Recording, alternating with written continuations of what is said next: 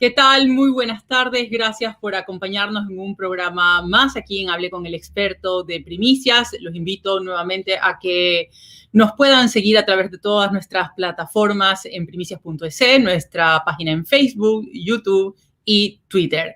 Esta tarde, pues vamos a tratar un tema muy importante que ha sido también muy coyuntural en las últimas semanas y es sobre la violencia sexual digital.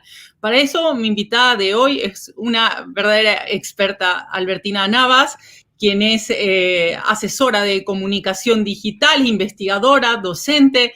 Albertina, muchísimas gracias por acompañarnos. Con toda tu experiencia, seguro vamos a poder tener luces sobre este tema tan importante. ¿Cómo estás? Muy buenas tardes. ¿Qué tal, Carolina? Un gusto. Aquí encantada de estar contigo y compartir con todas las personas que se han unido a esta transmisión. Gracias, Albertina, por acompañarnos. Albertina, lo primero que quisiera saber un poco es, primero, ver cuáles son estos modos de violencia digital que podemos encontrarlo, evidentemente, en este amplio mundo de la web. Bueno, aquí tenemos todos puros nombres en inglés, ¿no? Tenemos el famoso stalking, que es el hecho de investigarte en redes sociales y de alguna manera luego intentar acosarte. Tenemos también, por ejemplo, el doxing, que esto es muy común, que es sacar a la luz pública información que es verdadera, pero del ámbito privado, con el fin de hacerte daño en un espacio público, que en muchos casos son las redes sociales.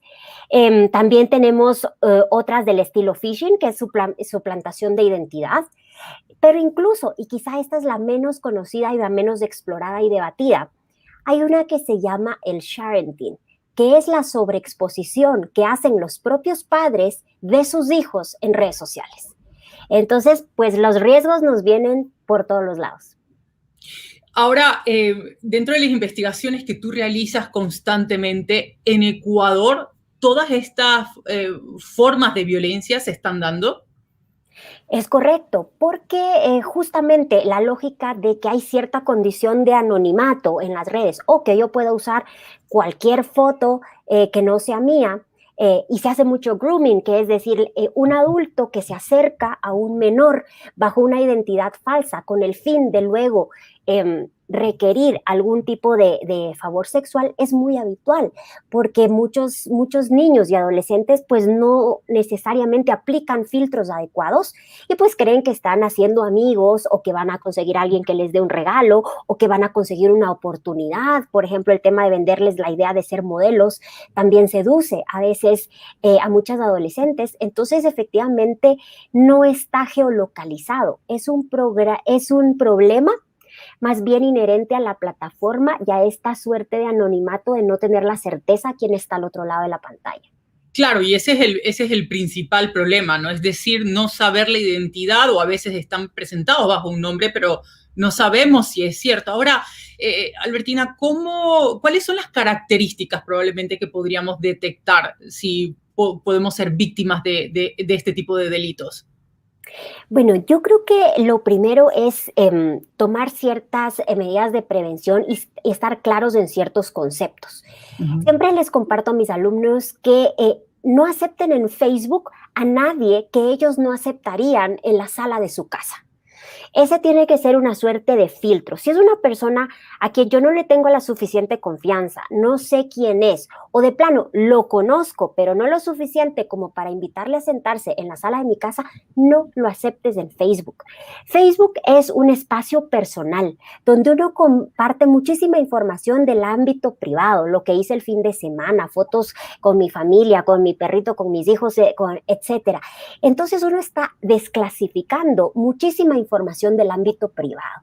Entonces creo que lo primero es desmitificar esta idea de que Facebook es seguro y porque es mío, entonces pues yo puedo decir lo que quiera. No, Facebook es un espacio de alta exposición y entonces tengo que yo ser el primer responsable de lo que ahí publico y de la seguridad que hay. Entonces, en ese contexto, eso ya nos va minimizando riesgos, porque ya te da la idea de que los que están ahí, de alguna manera, tú conoces.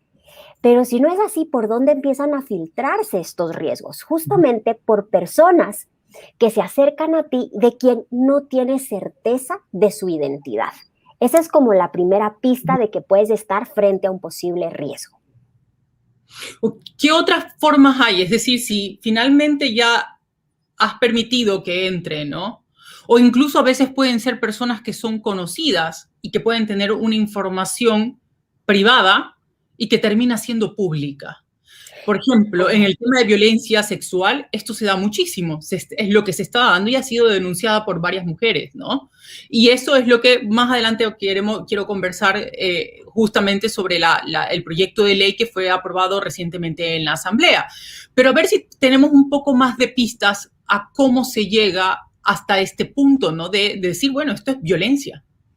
Bien, una forma muy habitual es que te contacten por un chat privado, es decir, que la comunicación no sea pública, sino que se lleva a un ámbito donde estás, como decir, en una sala privada solamente con esa persona. No, normalmente este tipo de abusos, primero te hacen la conversación como para sacar información, cómo estás en tu casa, qué haces, a qué horas haces tal cosa o tal otra, es decir, lo que tratan de enfocar es preguntas que les permitan tener una información más precisa de tus horarios y de los lugares que frecuentas. Entonces, por ahí va a haber muchas preguntas. Si detectas que hay demasiada insistencia en tus horarios, dónde estás, a qué hora, en qué lugar, empieza a dudar.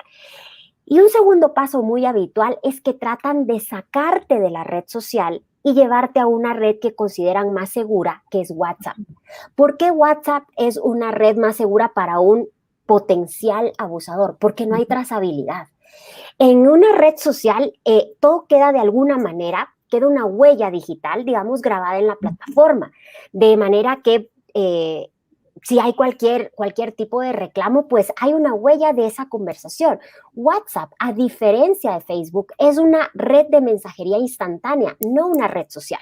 Eso significa que es un espacio del ámbito privado y no del público, y por lo tanto lo que ahí pase no es susceptible de tener ciertos efectos como puede ser una red social. Entonces, si una persona que no conoces o que no conoces tan bien o no identificas, te hace muchas preguntas para intentar detectar horarios y lugares. Y tercero, trata de sacarte de la red para conversar mejor en WhatsApp, pues ya tienes suficientes indicios de que por lo menos algo está raro por ahí. Vaya, esto me parece tan clave, ¿no? Porque finalmente WhatsApp es una cosa tan diaria, tan cotidiana de absolutamente de todos, ¿no? Es tan fácil hacerlo por ahí que seguir la conversación a través de las redes sociales. Ahora, aún si bien esto es muy claro, ¿no? Pasar esta línea roja que probablemente sea WhatsApp, que mucha gente probablemente no la puede identificar, hay una línea roja previo al llamar a la WhatsApp, a invitar a ir a otra red social. Por ejemplo, pedido de alguna fotografía, pedido de una información adicional, o donde estudia, por ejemplo, en el caso de los adolescentes e incluso de los jóvenes que están en las universidades, ubicación. ¿Hay ciertas líneas rojas que la gente podría detectar? Sí, normalmente ya el hecho de llegar a pedirte una foto explícita es porque ya hay un vínculo previo. Entonces, normalmente no se da como primer paso. Sin embargo, sí se trata de llegar ahí a través de preguntas y detalles sutiles. Por eso hay que tener cuidado. ¿Cuál es, por ejemplo, un cuidado que hay que tener siempre, siempre? Puede ser que el potencial acosador no te diga, mándame o en qué colegio estás o a qué hora sales, pero te puede decir, oye, me encantaría verte con el uniforme del colegio. ¿Por qué no me mandas una foto con el uniforme del cole? No te está preguntando en qué colegio estás, pero si tú le mandas una foto con el uniforme del colegio, le estás dando muchísima información.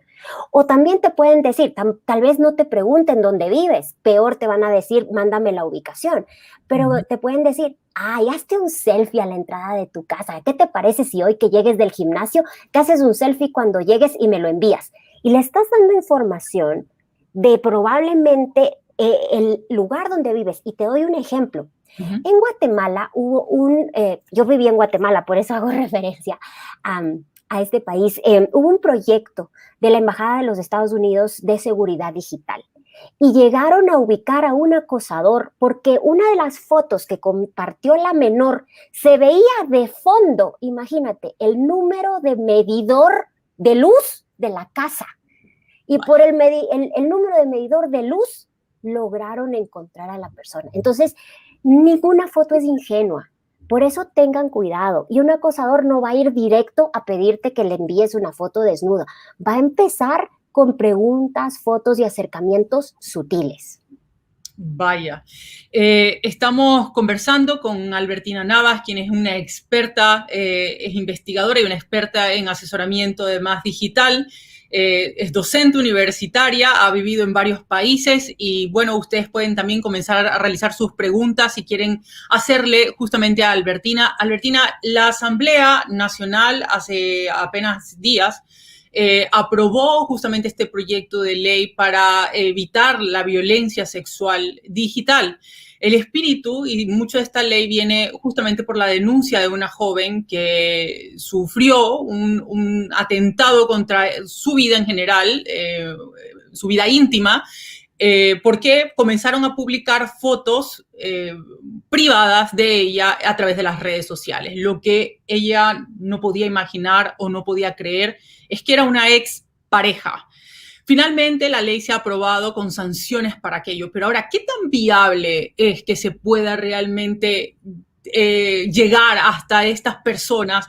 Sobre todo por lo que estabas diciendo, ¿no? Que no dejan rastro, justamente es un poco las ventajas, digamos, para estos delincuentes o para estas personas en todo el mundo digital, que no podrían dejar rastros. ¿Qué tan probable es que realmente se pueda llegar a esclarecer o llegar hasta estas personas, hasta estos sujetos que abusan de alguna manera de información confidencial? Pues es muy difícil. No dudo del espíritu de la ley, es decir, que realmente tenía un objetivo de cuidar y de tratar de hacer un contrapeso a la violencia digital y tratar de defender a una población vulnerable. Sin embargo, me parece que no están tomando en cuenta algo que dice las cláusulas de Facebook cuando nosotros sacamos una cuenta. Lo que pasa es que nadie lee esa letra pequeñita y todo el mundo pone acepto los términos, listo. Y hay una parte en que Facebook dice, primero, que la información que se publica ahí, lo que publicamos en nuestro timeline, en nuestra cronología, es información que le pertenece a Facebook. Y otra cláusula que dice ahí es que toda controversia se tiene que solventar en el país y el lugar sede de la corporación. Entonces, dependiendo de la red social, en algunos casos de San Francisco, en otros, bueno, en ningún caso es del Ecuador. Entonces, lo que yo quiero saber es cómo van a operativizar la ley. Podemos estar absolutamente de acuerdo en el espíritu de la ley, en el concepto, en sus objetivos, en fin. Pero ¿cómo la vamos a operativizar? ¿Van a pedirle a Mark Zuckerberg que les dé acceso a los archivos? No va a ocurrir. Entonces, el punto es ese. Estamos hablando de compañías privadas que tienen sede fuera del Ecuador y que aplican normas, no les aplica la legislación ecuatoriana. Entonces, mi gran pregunta es, muy bien, muy linda la ley, ¿cómo la vamos a operar? ¿Qué debería ocurrir entonces para que se pueda medianamente operar, Albertina? ¿Qué debería sí pasar a más de la prevención, que es justamente lo que hemos estado hablando antes de esta parte? Pues realmente yo no veo que la salida o la salida más eficiente a hacer un contrapeso vaya por el lado necesariamente de una ley, porque hasta lograr resolver el tema de la legislación que aplica, antes de eso hay un debate más conceptual antes de llegar a la operativización de la ley, y es qué es espacio público y qué es espacio privado. Y de la definición de qué es espacio público y privado se va a poder derivar qué tipo de legislación aplica, en qué caso y en qué no. Por ejemplo, por lo menos de una manera como, te diría, como generalizada entre los estudiosos de redes sociales, no necesariamente jurídico, el acuerdo es que las redes sociales son espacio público, por ejemplo, Twitter y en Facebook, tu perfil personal es privado y las páginas de fans es público. Y WhatsApp, al ser una red de mensajería y no red social, es un espacio privado. Entonces ahí ya tienes una complejidad de entorno como para saber qué ley aplica dónde. Entonces, yo creo que primero hay que resolver esa parte conceptual anterior a la ley para poder comprender la ley en ese contexto y en ese contexto aplicarlo. Para mí, la operatividad de una ley de ese estilo por el momento no es viable. Y la única manera de hacer contrapeso es promover el autocuidado. Y en esa suerte de alfabetización digital, por llamarlo de alguna manera, pienso que también hay que cambiar el enfoque, porque estamos enfocados en las potenciales víctimas, que son los menores en algunos casos, etcétera, y no nos damos cuenta que a veces son los adultos los que estamos desprotegiendo a esos menores y exponiéndolos en redes. Eso para mí es mucho más importante para el debate ahora que la operatividad de la ley. De hecho, les abre muchas veces cuentas a bebés que recién nacen, que les están haciendo o los hacen fashionistas o toman su día a día y, como tú dices, ponen muchísima información respecto a esto. Ahora, Albertina, bien decías que hay espacio público y un espacio privado, ¿no? ¿Qué debería de suceder entonces cuando hay un robo de información, además, ¿no? Por ejemplo, en el caso que yo comentaba, ¿no? Ahí la ley en realidad debería de funcionar porque ya se está dando prácticamente un robo de información. Se estarían hablando de otros delitos, aunque finalmente todo esto esté expuesto en la web. Es correcto. Ahora también hay que ser conscientes de que muchas leyes aplican por la naturaleza del delito, no por la naturaleza de la plataforma. Es decir, aquí creo que también hay una confusión, y es que se trata de legislar porque es una nueva plataforma, pero la naturaleza del delito es el mismo. Es decir, el robo de identidad es robo de identidad en Facebook, en papel, en Twitter o en holograma. Eso da igual. La naturaleza del delito es el mismo, el robo de identidad.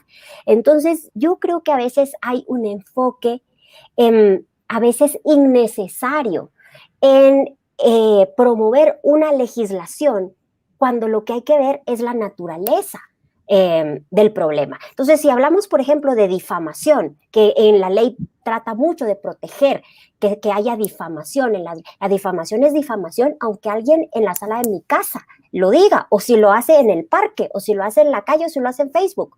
Lo grave es la difamación. El detalle es que la red social lo que va a dar es más amplificación al problema. Quizá en la sala de mi casa se enteran 5 personas, pero en Facebook probablemente se pueden enterar miles. Pero entonces eso es un efecto derivado de la plataforma en que ocurrió. Pero yo insisto en que muchos de los delitos de los cuales se está promoviendo que hay una ley específica ya están tipificados en normativas actuales. O sea, la cuestión sería cómo llegar a las personas que lo provocan, a los autores de esos delitos, finalmente, ¿no? Que estábamos diciendo, y digamos que en la red eso es mucho más difícil justamente por el ocultamiento de la identidad, o sea, por esta identidad que está oculta o que puede ser fingida. Albertina, ¿cuál es la experiencia en otros países probablemente en estos temas? Pues bueno, este es un tema que preocupa en general a todos los países.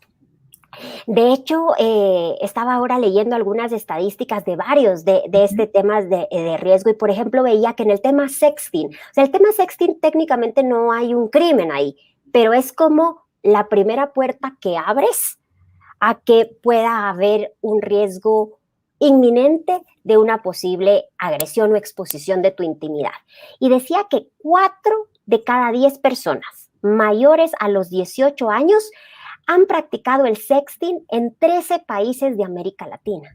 4 de cada 10 no es poco. Y te aseguro que esos 4 probablemente incluye a ciertos menores. Entonces, pues efectivamente volvemos al tema de la conciencia digital, de el hecho de que yo no esté viendo físicamente al interlocutor no significa que no me esté exponiendo. Y otro tema que tú señalabas y me parece importantísimo señalar es lo que llamaba el sharenting. Sharenting es una palabra que surge de la abreviatura de share, de compartir, y parenting, de ser padres. Y justamente va lo que tú dices, a sacarle perfiles al bebé o ir documentando la vida del hijo casi como un reality show. ¿Por qué eso tiene un potencial riesgo? Porque resulta que luego a ese adolescente que sobreexpone su intimidad en redes, esos mismos padres se preguntan, ¿por qué pone todo en redes? Cuando ellos documentaron su vida como un reality show. Entonces, esa es la vida que ese adolescente conoce. Entonces yo insisto en esa fase de concienciación.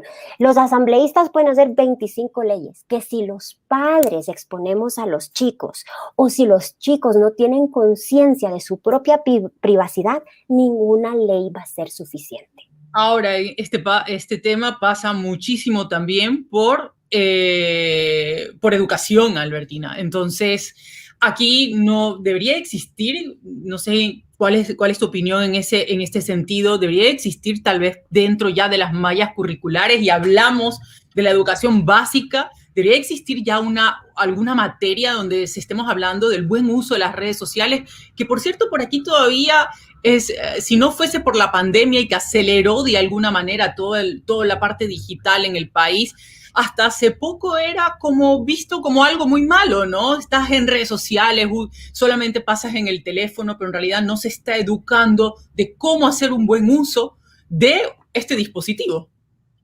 Es correcto. Y justamente yo creo que a veces el enfoque tenemos que cambiarlo un poquito, porque si bien sí se da en muchos colegios o instituciones, tiende a ser un enfoque muy tecnologicista, es decir, saber usar los dispositivos.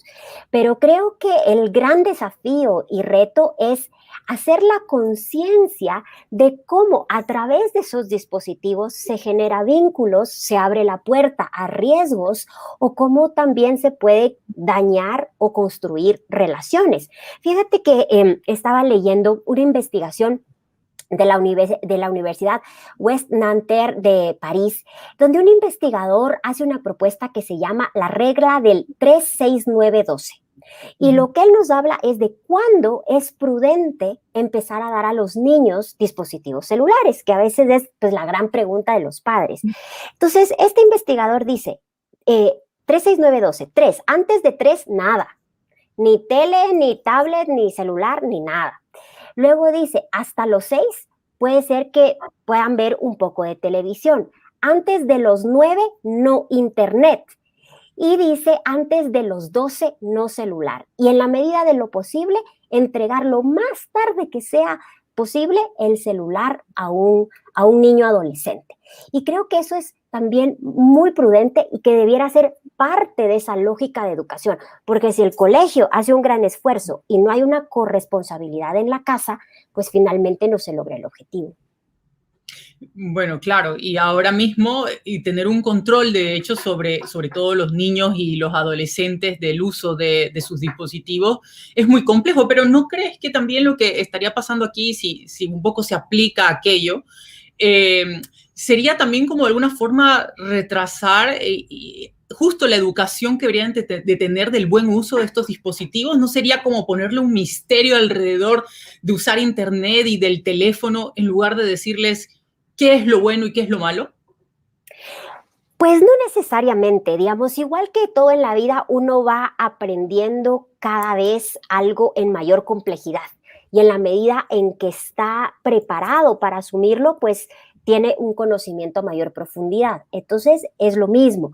De hecho, este mismo investigador propone como que en esas fases en que vamos a ir introduciendo a los niños a su relación con los dispositivos, tienen que ser periodos regulados, donde uno le dice, por ejemplo, a los niños, vamos a usar el teléfono de 2 a 4.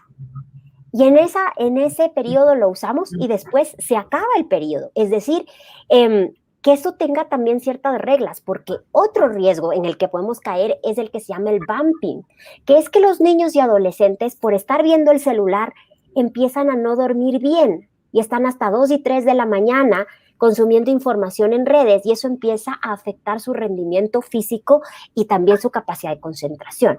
Entonces, una de las propuestas de esta investigación es ir poco a poco subiendo la exposición a la tecnología y siempre hacerlo de manera controlada. Y algo que me encanta de esta idea también es que promueve el tener espacios desconectados. Es decir, incluso cuando tengamos un acceso total a dispositivos, es sano para adultos y niños escoger espacios desconectados. Por ejemplo, la hora de la comida. Ok. ¿Y cuál es también la corresponsabilidad, por ejemplo, de quienes reciben una fotografía, que es una fotografía privada, que se ha filtrado en las redes sociales, evidentemente, y que comienza a compartirla? ¿Qué dirías tú a estas personas? Porque de hecho hemos visto que de manera inmediata, ¿no? La gente reacciona, no compartas, no, pero muchas personas simplemente no les importa y finalmente provocan lo que ya sería esto un delito. Exacto, ahí tienes, es una pregunta importantísima. Ya ahí vamos un poquito a la misma lógica del fake news, digamos, al proceso de desinformación, que es qué pasa si yo recibo una noticia no confirmada. Es un poco un escenario similar a si recibo una información privada. Pues ahí hay un principio claro que dice ante la duda abstención. Yo no sé, digamos, si esa información está confirmada, entonces creo que es muy irresponsable por parte de nosotros. No sé si es verdad, o sea, no sé si estas fotos son verdad o no, pero por si acaso te las paso.